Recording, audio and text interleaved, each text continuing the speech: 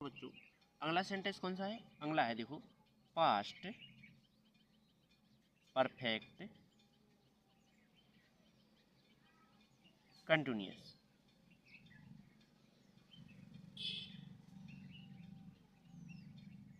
Past perfect continuous tense. ठीक, इसमें किसका यूज होता है? देखो इसमें होता है, देखो एफर्मेटिव कर रहे हैं, एफर्मेटिव, AFFIRMATIVE, एफर्मेटिव। ठीक, एफर्मेटिव है तो एफर्मेटिव में पहचान लिखेंगे पहले तो, पहचान। ठीक, पहचान क्या होती है? समय से, समय से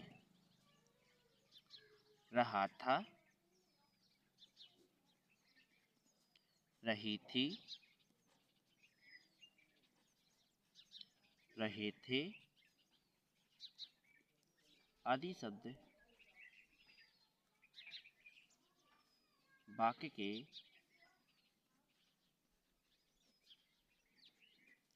अंत में आते हैं। ओके, ये शब्द क्या आते हैं? वाक्य के अंत में आते हैं।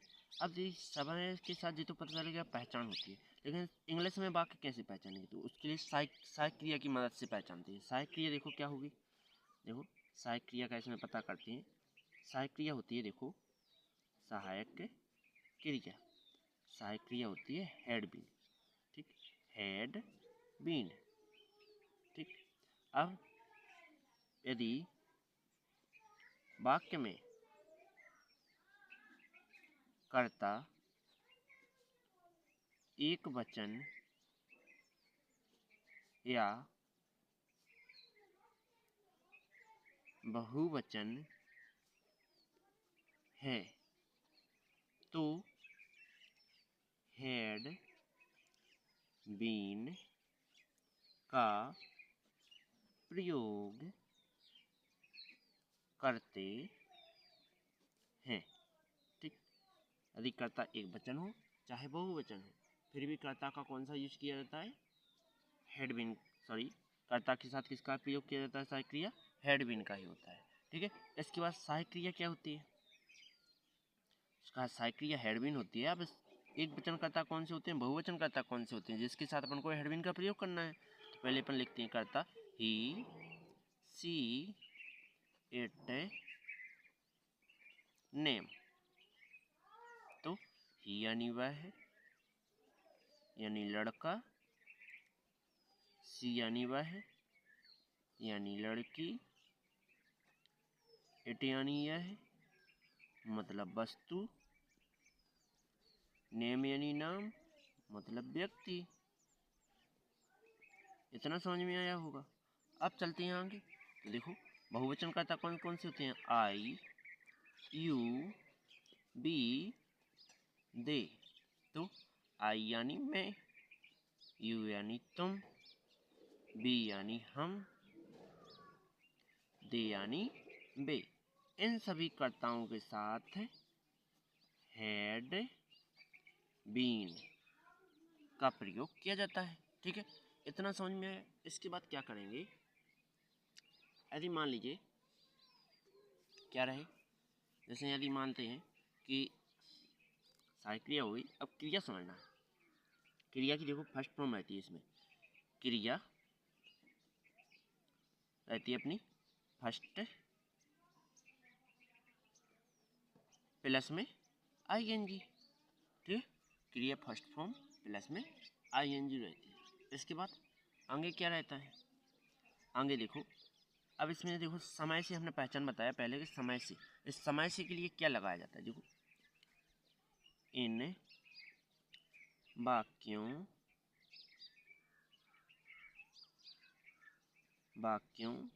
के लिए, इन वाक्यों के लिए समय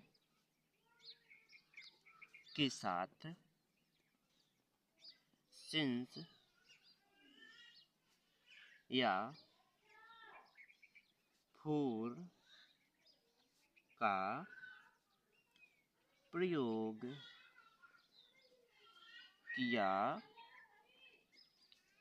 जाता है। इन वाक्यों में सिंस या फोर का प्रयोग किया जाता है। अब सिंस फोर एक साथ दोनों तो लगा नहीं दोगे, दोनों अलग अलग जगह लगेंगे, स्थिति होती है अलग। जैसे निश्चित, निश्चित अपन सिंस का प्रयोग समझ रहे हैं। सिंस का प्रयोग कहाँ करती हैं?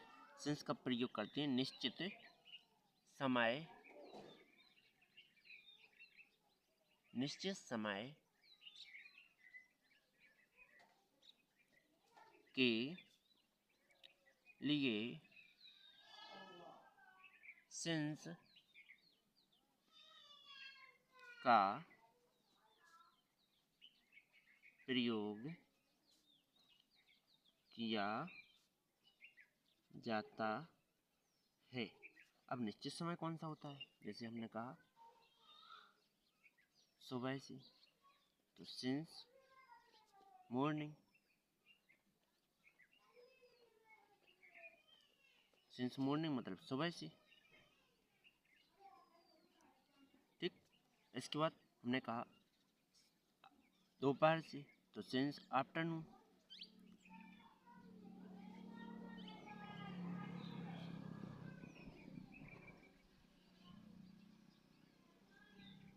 मतलब दोपहर से, मतलब पहरों के साथ सिंस का ही प्रयोग होता है। ठीक है, अब फिर बताते हैं हम सन के साथ। तो सन में जैसे सिंस 1900, तो लिखेंगे 1900 से। ठीक, इसके बाद सिंस, देखो ये दिन, ये साल के साथ हो गया, मतलब कि ठीक। इसके बाद बजे के साथ भी सिंस का ही प्रयोग होता है। मतलब हमने लिखा सिंस 2 o'clock, तो 2 बजे से, 2 बजे से। इसके बाद तो समय के साथ भी बजों के साथ क्या होता है? सिंस का ही प्रयोग होता है। ठीक है, और भी है, मैंने पिछली वीडियो में लिखाए थे, जो कि मैं अभी यहाँ ही इतना ही लिखा रहा हूँ। ठीक है, अब मैं फोर का बता देता हूँ। ठीक है, जिसमें फोर के लिए क्या आता है, देखो फोर, फोर का प्रयोग अनिश्चित समय,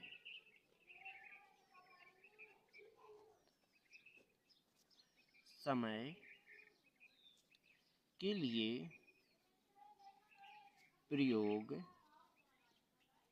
किया जाता है। जैसे फोर टुडे, दिनों के साथ, किसका किया जाता?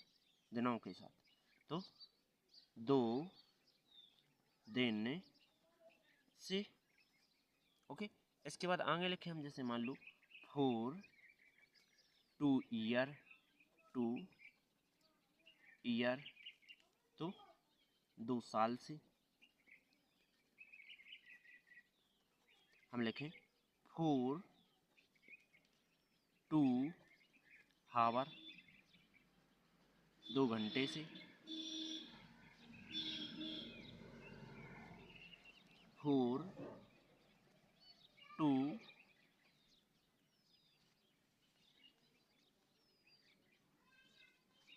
वीक आ जाए, महीने के साथ, सप्ताहों के साथ और मिनट के साथ। ठीक है, MINITE, मिनट, तो 2 मिनट से। ठीक है, अब मैं यहाँ क्या करता हूँ, स्ट्रक्चर लिख रहा हूँ। ठीक है, स्ट्रक्चर क्या होता है, देखो STRUCTURE, स्ट्रक्चर होता है, पहले नंबर अपन को कर्ता लिखना है, इंग्लिश में कर्ता ढूंढेंगे। फिर सहायक क्रिया, सहायक क्रिया कैसी? सहायक क्रिया आएगी हैड बीन। ठीक, फिर आएगी तुम्हारी क्रिया, क्रिया कौन सी रहेगी रूप में? फर्स्ट फॉर्म में आएगी। इसके बाद इसी में तुम्हें ING जोड़ देना। फिर कर्म आना चाहिए, फिर अन्य शब्द आना चाहिए। ओके, फिर अपन सिंस या फोर लगाएंगे, फिर सिंस या फोर का यूज करेंगे, सिंस या फोर का यूज करेंगे। फिर अपन के लिए टाइम लिखना है, समय। ठीक, जैसे हम वाक्य में बता रहे हैं कि उससे वह 2 दिन से घर पर पढ़ रहा था। तो इसके साथ किसका प्रयोग होता है? देखो समय से है और रहा था है, तो ये क्या है? पास्ट परफेक्ट कंटिन्यूअस है। तो इसके लिए अपन पहले नंबर कर्ता लिखेंगे, फिर सहायक क्रिया हैड बीन होती है तो हैड बीन। इसके बाद देखो पढ़ना, क्रिया की फर्स्ट फॉर्म पढ़ना, पढ़ना मतलब रीड, इसमें इंग का प्रयोग करना है। इसके बाद कर्म, कर्म क्या है? घर पर, तो ऑन होम, घर पर हो गया। इसके बाद फिर अन्य शब्द तो है नहीं है, अन्य शब्द नहीं है तो अपन क्या करेंगे? डायरेक्ट अब लिखेंगे अपन सिंस या फोर लगा के टाइम यूज करेंगे। तो सिंस या फोर का देखो अनिश्चित समय है 2 दिनों से, तो फोर का यूज करेंगे। 4 2 TWO 2 डे। ठीक, उम्मीद है समझ में आया होगा। अब चलते हैं अगले टॉपिक पर।